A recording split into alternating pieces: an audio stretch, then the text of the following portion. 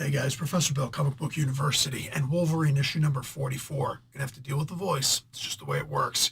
This is the Wolverine comic book. This is the Wolverine series, even though it's Sabretooth, that I've been waiting to see for years, for decades, for crying out loud. Since I was a kid, since Wolverine was running around in the Morlock tunnels. That's what I'm talking about. This is the Wolverine that we have deserved, that was owed to us, but denied to us for way too damn long. And it's about time we get to collect. Let's get talking about all the people who made this book. We'll go on from there. So Benjamin Percy and Victor Lavelle are the writers. Interesting that Benjamin Percy is put first instead of Victor this time. Anyway, Corey Smith on pencils, Oren Jr. on inks, Alex Sinclair doing color art, and VC's Corey Petit doing the letters. Lanil Francis Yu and Romulo Fierro Jr. did the main cover, and there's a couple of variant covers out there.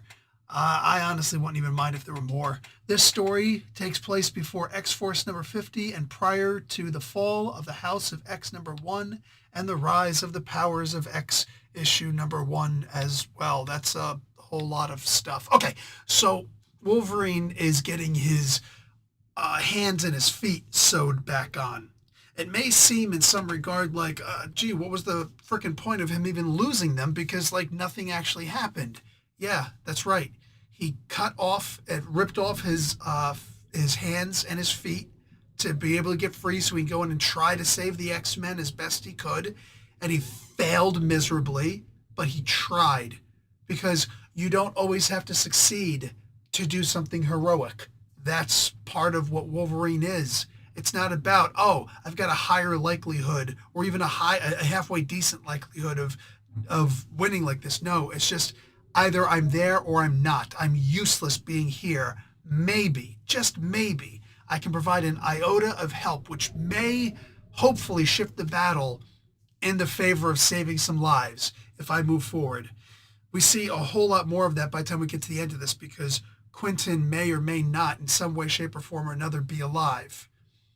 And Wolverine says everybody else is going to wait and he's going to go out by himself, not even fully healed yet.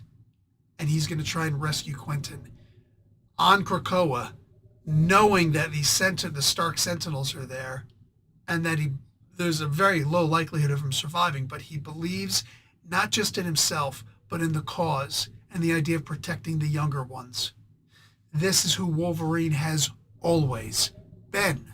And we've lost that character for the longest time. I hope Benjamin Percy was going to bring it back. Maybe he'll see the positive reviews I can't imagine anybody giving a negative review to something like this. But maybe he'll see some of the positive reviews and say, you know what, if this is what people want, okay, so be it. I'm writing the Wolverine comic. I can make a change in the positive. I could give the people what they want.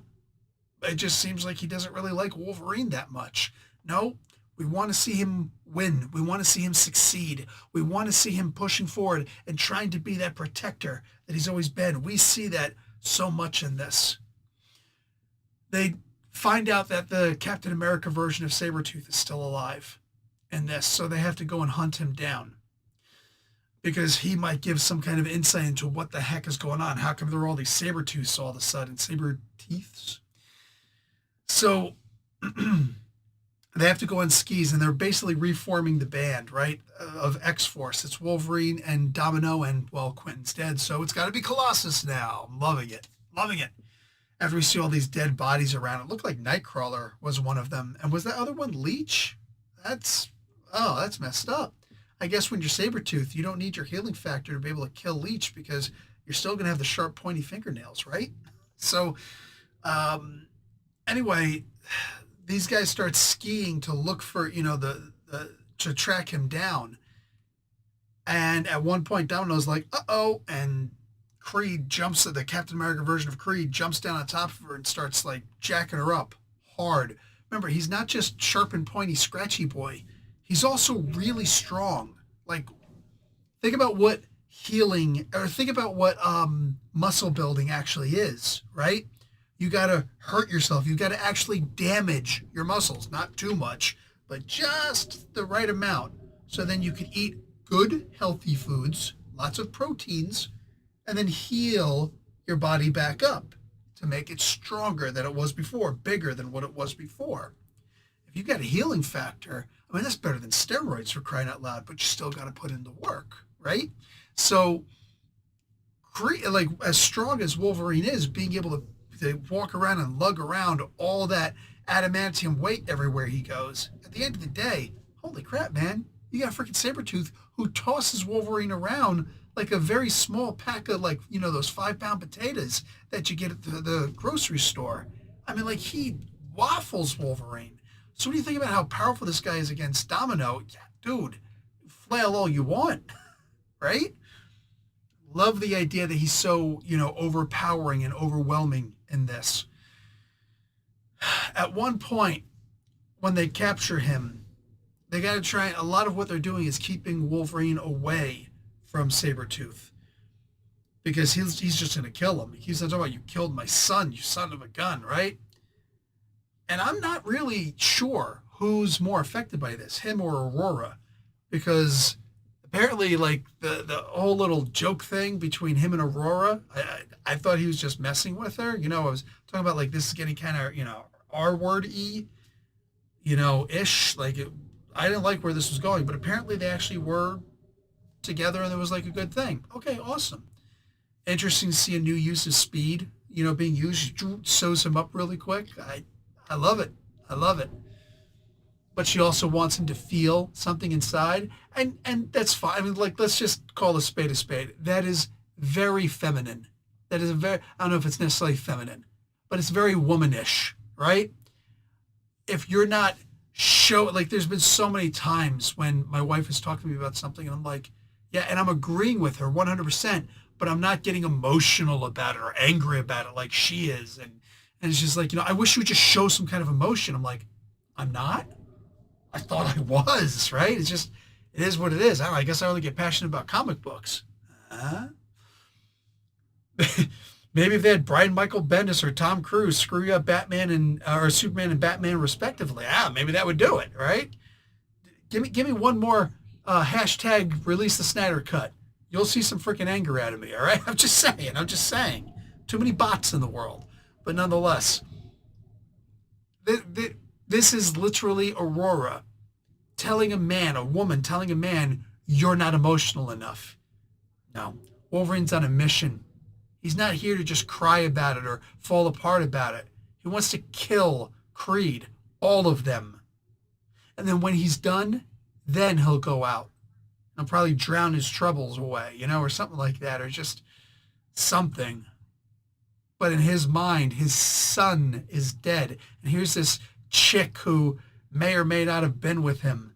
And she thinks that she knows him more and loves him more and cares for him more. It's so cute. It's so cute.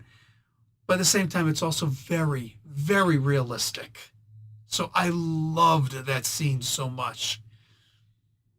At one point, Phoebe, one of the Cuckoo sisters, she walks in. She's crying because of, you know, all the pain that the Sabretooth have caused, right? This is like the Borg, but much more violent.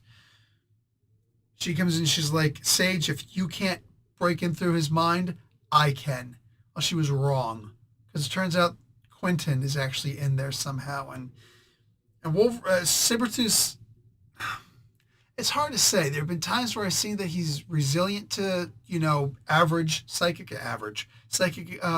interference, and other times where he's very vulnerable to it. It just depends. He was able to overcome Psylocke easily enough, right? Mentally. The question is, could he do it with Jean? No, absolutely not. Jean annihilated the guy. So he does have some psychic resistance, but this was just something extra because Quentin was in there. I thought, like, so much of this stuff keeps on happening and it's causing so many little diversions, but they're diversions that are so closely related. I'm loving where the story is going. Guys, I cannot get enough of this story. I'm probably going to be a little bit bothered. You might see some emotion from me when the 10th issue comes out.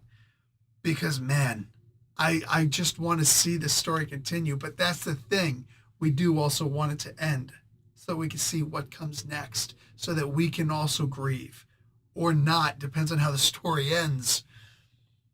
Loving this. And I really just hope that we see more, not just of Sabretooth like this, but more of Wolverine like this.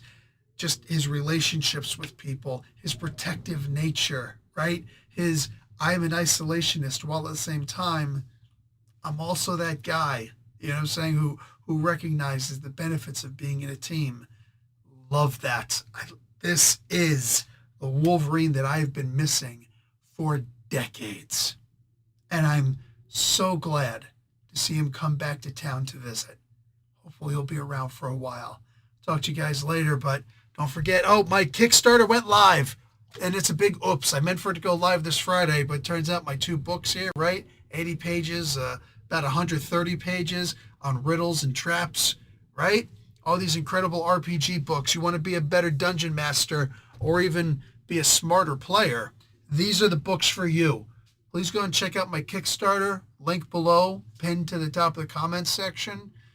It's worth it.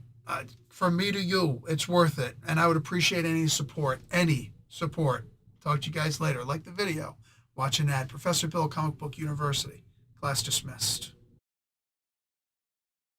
Put the gun down. I saw you with the box. What was in the box? Because I envy your normal life. Put the gun down, David. It seems that envy is my sin. Oh, what's in the box?